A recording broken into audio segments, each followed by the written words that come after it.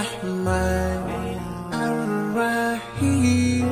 Assalamualaikum warahmatullahi wabarakatuh. Semangat ekonom muslimah. Bagaimana kabarnya anak-anak Ustadzah yang salihah kelas 10 IIS? Semoga sehat-sehat selalu ya nak.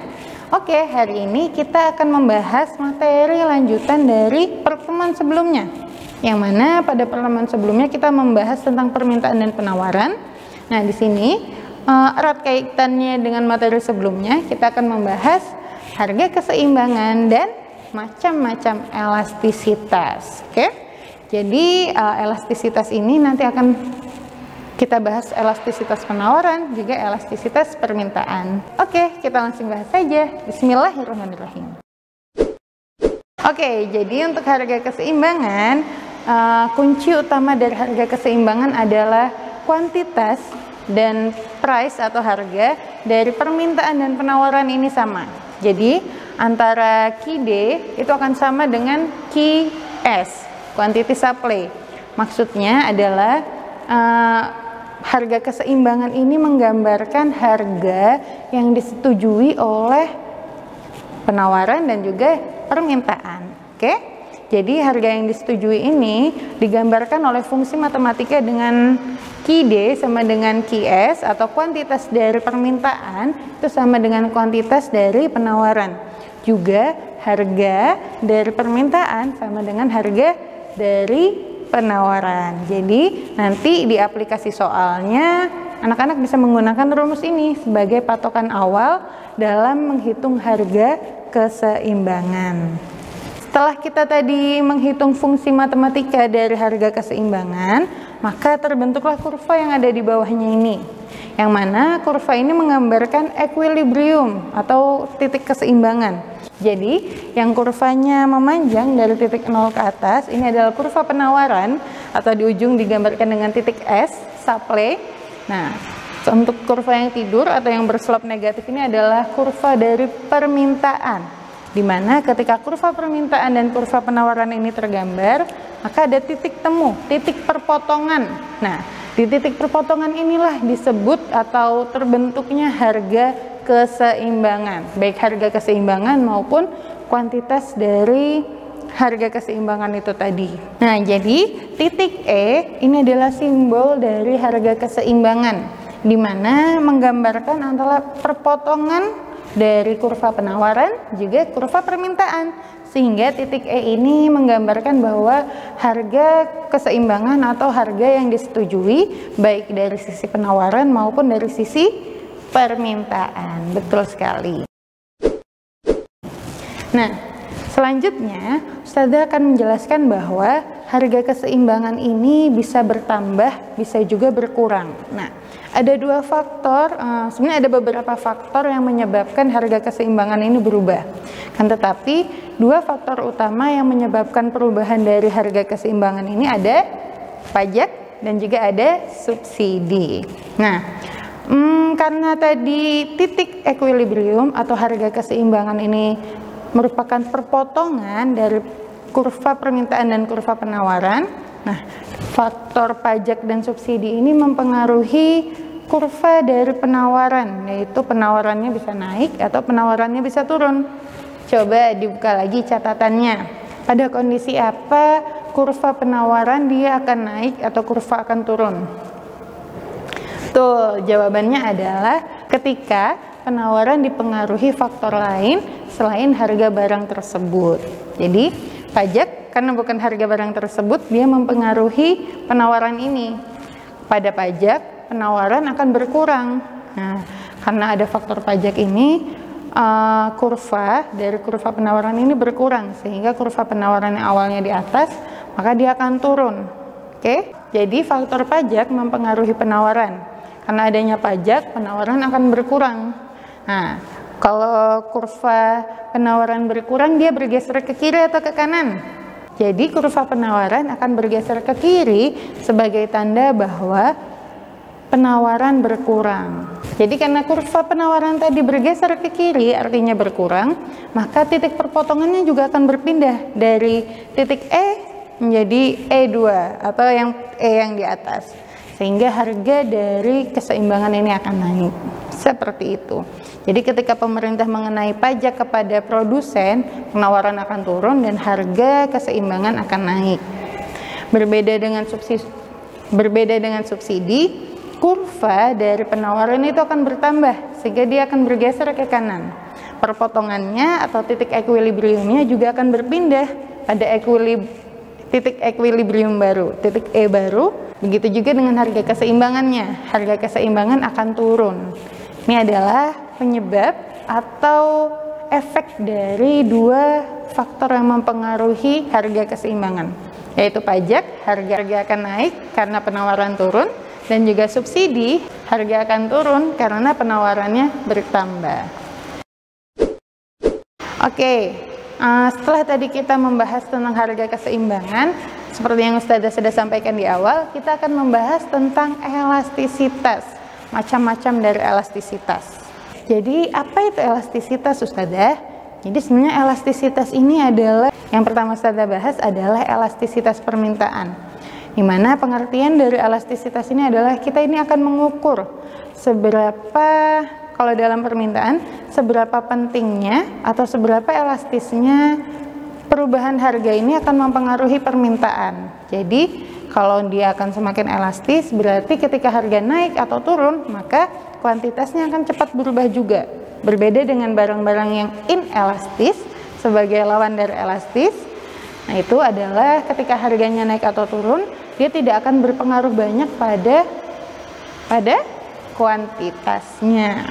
Nah, untuk kita mengetahui elastisitas itu, kita punya namanya koefisien elastisitas. Di mana koefisien elastisitas ini adalah perbandingan persentase perubahan kuantitas pada perubahan harga. Di sini sudah gambarkan dengan ED. Jadi elasticity of demand. Elastisitas dari permintaan. Berarti nanti kita ada lagi namanya elastisitas penawaran. Kita akan bahas setelah ini. Nah, untuk kita mengetahui barang ini elastis atau tidak, kita perlu menghitung dari koefisien elastisitas ini. Caranya sangat mudah, yaitu dengan kita mengkalikan delta Q per delta P dikali dengan P1 per Q1. Jadi delta Q adalah perubahan Q atau selisih Q2 min Q1 dibagi P2 min P1 juga. Nah, untuk yang di sebelah sana itu adalah price pertama atau P1 dan Q1 juga. Atau juga bisa dicari dengan persentase perubahan kuantitas dibagi persentase perubahan harga. Nah, itu adalah cara-cara kita mengetahui barang ini elastis atau tidak. Nanti dari perhitungan ini kita akan mendapatkan angka, bisa itu 1, bisa itu lebih dari 1, 0, dan sebagainya. Nah, di situ ada makna yang terkandung di dalamnya. Oke? Nah, elastisitas permintaan ini bisa kita dapatkan dengan asumsi bahwa barang atau jumlah dari barang akan berubah ketika harga juga berubah. Nah, setelah tadi kita mengetahui koefisien elastisitas, kita akan mendapatkan angka-angka seperti yang saya sudah bilang. Nah, untuk yang pertama adalah angka yang lebih dari 1. Ini saya gambarkan di sini. Ketika koefisien elastisitas lebih dari 1, tandanya permintaan terhadap barang ini adalah elastis. Oke? Permintaannya elastis. Oke, permintaannya elastis karena ED atau elasticity of demand-nya lebih dari 1. Contoh dari barang-barang yang memiliki sifat permintaan elastis adalah barang-barang kebutuhan mewah atau barang-barang luxury. Nah, untuk yang kedua, untuk hasil yang kurang dari 1, jadi misalnya 0,5, 0,3 dan sebagainya, dari perhitungan koefisien elastisitas tadi, maka menunjukkan bahwa barang ini adalah barang inelastis. Barang inelastis ini contohnya adalah barang-barang kebutuhan primer, yang mana manusia perlu memenuhi kebutuhan ini, wajib banget. Contohnya adalah makanan sehari-hari, makanan pokok, digambarkan dengan kurva yang sangat curam. Oke, jadi tadi kalau di kurva elastisitas kurvanya landai, untuk kurva inelastis dia kurvanya curam, ya. Dan hasil yang ketiga adalah hasil sama dengan 1. Hasilnya satu bulat, hanya 1. Itu adalah menunjukkan bahwa elastisitasnya ini uniter. Oke, contoh dari barang-barang yang sifatnya uniter ini adalah barang-barang sekunder. Kurvanya digambarkan dengan kurva yang seperti di sebelah Ustazah, tidak landai, tapi tidak juga curam 100%. Jadi dia kurvanya sedang-sedang, agak landai tapi agak curam juga. Yang keempat, ada hasil yang tak terhingga. Kok bisa ini hasilnya tak terhingga? Nanti kita ada contoh-contoh soal ya. Maka kurvanya adalah kurva, kalau seperti ini apa artinya? Horizontal. Kurva permintaannya menjadi horizontal, dia menandakan bahwa dia elastis sempurna. Oke? Dan yang terakhir adalah hasil dari koefisien elastisitasnya 0.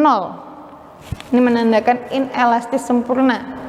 Kurvanya digambarkan dengan kurva yang vertikal, kurva permintaannya kurva vertikal. Oke?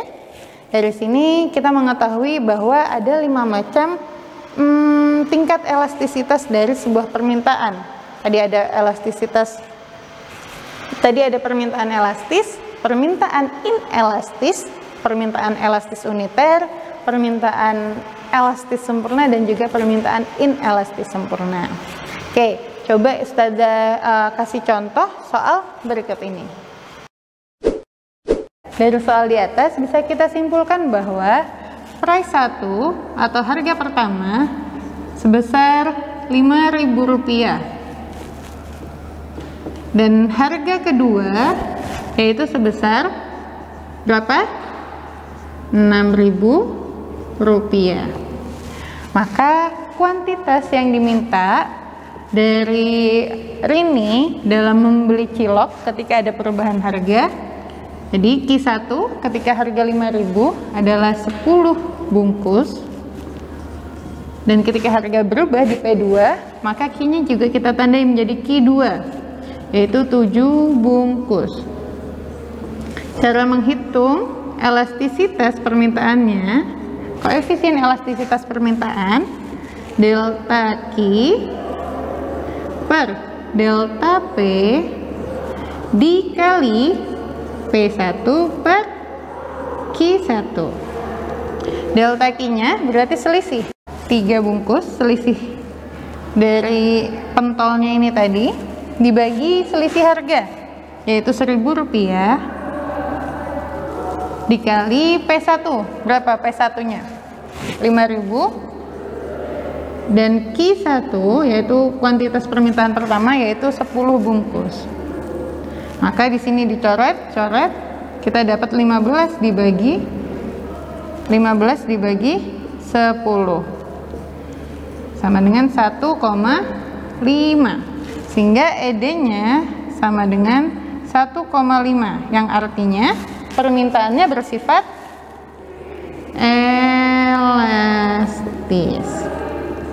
Seperti itu. Di elastisitas dari permintaan ini dipengaruhi oleh beberapa faktor. Yang pertama, ada ketersediaan barang substitusi. Oke? Yang mana ketika ketersediaan barang substitusi ini semakin banyak, maka elastisitasnya jelas akan semakin sedikit. Tetapi ketika dia dibutuhkan oleh orang banyak atau substitusinya sedikit, maka dia akan semakin elastis. Ada juga proporsi dari pendapatan. Jadi karena permintaan ini hubungannya dengan konsumen, maka elastisitas barang ditentukan oleh konsumen pula. Mungkin untuk seorang konsumen yang memiliki pendapatan tinggi, maka proporsi pendapatannya untuk dialokasikan ke pemenuhan kebutuhan ini berbeda dengan orang yang pendapatannya sedikit atau pendapatannya lebih rendah. Contohnya seperti ini. Ketika seseorang membeli bakso dengan harga 10.000, sementara pendapatan dia per bulan adalah 50 juta, maka dia menganggap harga 5.000 ini sangat murah. Jadi bakso ini sangat elastis untuk dia, sangat inelastis untuk dia. Jadi entah harganya segitu, itu tidak terasa, proporsi pendapatan dengan pengeluarannya dia tidak terlalu banyak. Berbeda dengan orang dengan pendapatan hanya 100.000 sebulan. Bakso dengan harga 5.000 menurut dia akan sangat mahal karena itu tadi, perbedaan pendapatan dengan pengeluaran yang sama menghasilkan elastisitas yang berbeda juga. Faktor ketiga yang mempengaruhi permintaan adalah kategori barang. Tadi sudah sampaikan, untuk barang luxury atau barang mewah maka tingkat elastisitasnya semakin tinggi. Nah, untuk barang yang kebutuhan pokok dia sifatnya inelastis, dan juga untuk barang yang sifatnya sekunder dia sifatnya elastis uniter, sehingga mempengaruhi kategori barang ini masuk barang apa, barang pokok atau primer dan sebagainya. Dan yang terakhir adalah keberagaman fungsi barang. Jadi sebuah benda semakin banyak fungsinya. Misalnya satu benda ini sudah punya pointer, ketika dia fungsinya bisa jadi flash disk, bisa jadi pointer, bisa jadi alat bantu presentasi dan sebagainya, maka dia akan semakin elastis. Berbeda dengan barang yang hanya dengan satu fungsi, maka dia sifatnya inelastis. Seperti itu. Oke, setelah tadi kita membahas tentang permintaan, kita akan lanjut membahas tentang penawaran. Sebelumnya saya sudah menjelaskan pengertian dari penawaran ini.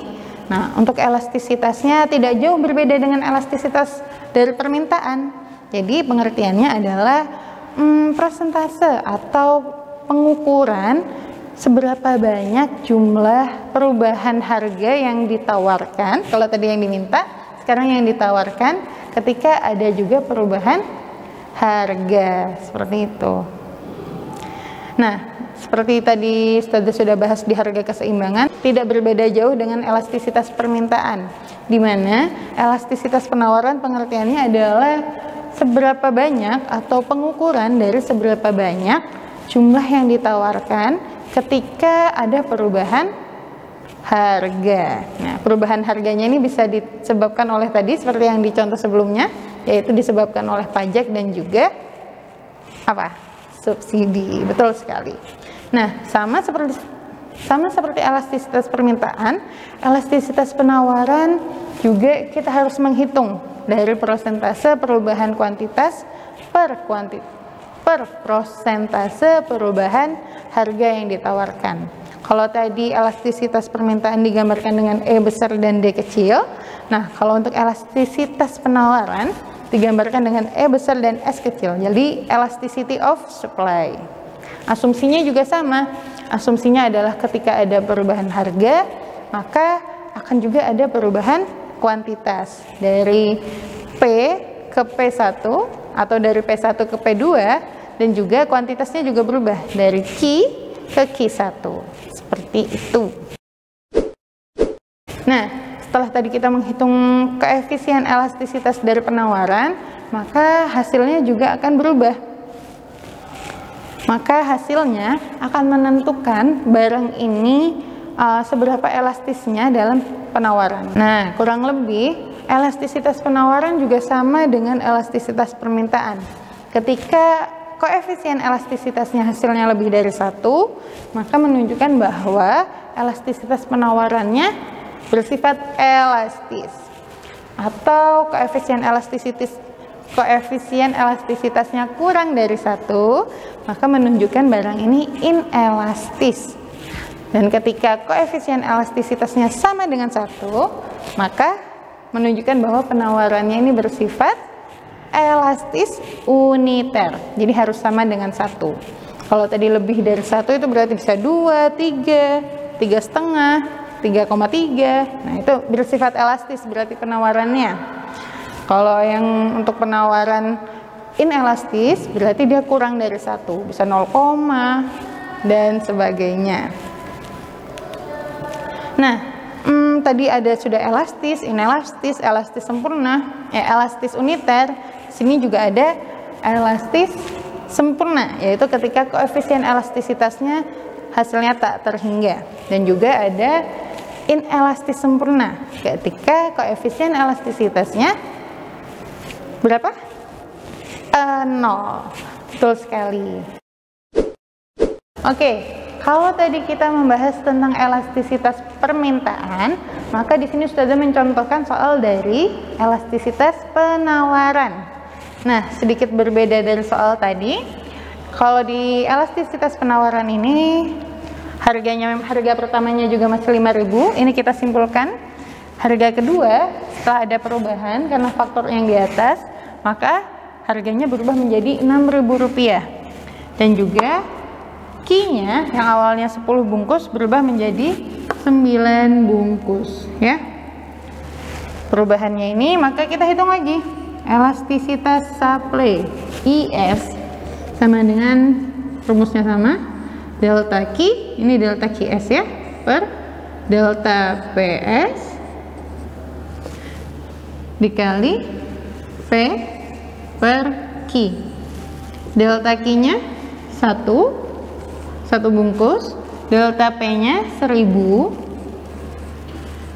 dan price pertama ini P1 Q1, price pertamanya 5.000 per Q1 10 bungkus. Maka ini bisa kita coret 5 dibagi 10 0,5. Maka 0,5 ini berarti berapa? Lebih atau kurang dari 1? Oke, karena 0,5 ini kurang dari 1, maka sifat dari penawaran ini adalah, setelah kita menemukan koefisien elastisitasnya 0,5 kurang dari 1, kita putuskan atau ditemukan bahwa sifat dari penawarannya ini inelastis. Oke, jadi nanti semakin berbeda, semakin kuantitas ini berubah ketika ada perubahan harga, maka itu semakin elastis. Tapi karena elastisitasnya hanya 0,5 yaitu kurang dari 1, maka sifat dari penawaran ini disebut inelastis. Seperti itu. Faktor-faktor elastisitas penawaran ini, faktor-faktor elastisitas penawaran dipengaruhi oleh beberapa hal. Yang pertama, yang paling besar mempengaruhi jelas adalah biaya produksi.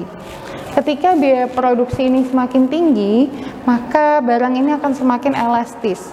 Nah, ketika biaya produksinya rendah, dia cenderung lebih inelastis.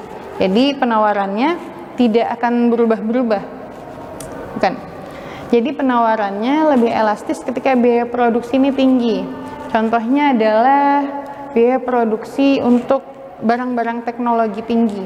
Maka dia sifatnya lebih elastis karena nanti ditawarkan, dia akan bisa dipengaruhi lagi oleh pajak, dipengaruhi lagi oleh subsidi, sehingga barang yang biaya produksinya lebih tinggi dia cenderung lebih elastis.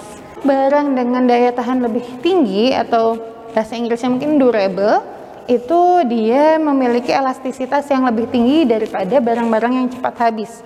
Kalau tadi Ustazah contohkan ada makanan, buah-buahan yang bisa cepat busuk atau cepat basi, itu sifatnya lebih inelastis. Seperti itu.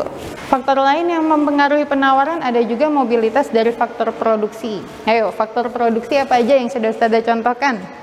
Ada faktor produksi alam, ada faktor produksi modal, ada faktor produksi kewirausahaan dan lain sebagainya. Dan juga yang terakhir adalah kemudahan produsen masuk ke pasar. Jadi dalam persaingan sempurna itu produsen memiliki kesulitan ketika masuk ke pasar. Kan tetapi untuk pasar-pasar lain, tingkat kemudahan produsen dalam masuk pasar ini berbeda-beda. Ketika pesaingnya lebih banyak, maka produsen ini akan semakin sulit masuk ke pasar. Berbeda dengan pasar-pasar yang sifatnya monopolistik atau monopoli, maka kemudahan produsen dalam masuk pasar ini lebih mudah. Sehingga untuk produsen yang sulit masuk ke pasar, tingkat elastisitasnya akan semakin tinggi, yaitu barangnya akan semakin elastis. Berbeda dengan penawarannya akan semakin elastis. Berbeda dengan produsen yang sulit masuk ke pasar, berbeda dengan produsen yang lebih mudah masuk ke pasar, maka tingkat penawarannya ini lebih inelastis karena tidak terlalu dipengaruhi oleh persaingan. Seperti itu. Oke, Ustazah Oke, setelah kita tadi membahas tentang sedikit harga keseimbangan dan bagaimana kita mengetahui elastisitas, baik dari elastisitas penawaran juga elastisitas permintaan. Juga Ustazah singgung bagaimana cara menghitung koefisien elastisitas agar kita tahu penawaran atau permintaannya masuk ke jenis elastisitas yang seperti apa. Insya Allah sekian yang bisa Ustazah sampaikan pada materi hari ini. Ini materi kedua dari bab 4, yaitu tentang harga dan keseimbangan pasar. Di materi ini Ustazah berharap anak-anak bisa tahu bagaimana elastisitas dari penawaran dan permintaan, serta apa saja faktor-faktor yang mempengaruhi harga keseimbangan. Ustazah berharap anak-anak sehat-sehat di rumah dimudahkan oleh Allah dalam memahami pelajaran yang Ustazah sampaikan hari ini. Ustazah tutup sekian. Ustazah berharap anak-anak sehat selalu dan bisa segera bertemu dengan Ustazah di Ma'had. Oke, syukron. Wassalamualaikum warahmatullahi wabarakatuh. Semangat ekonom muslimah. Rabbi ij'alni muqimas salati wa min dhurriyyati. Rabbana wa taqabbal du'a.